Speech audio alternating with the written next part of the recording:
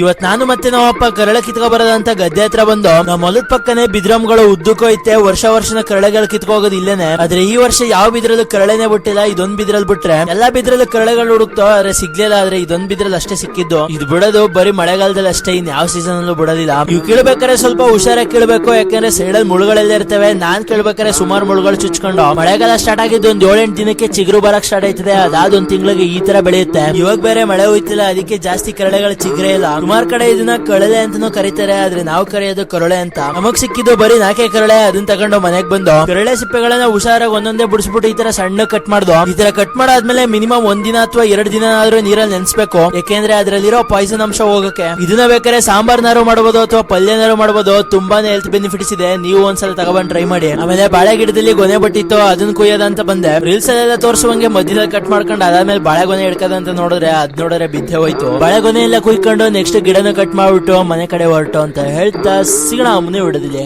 ಬಾಯ್.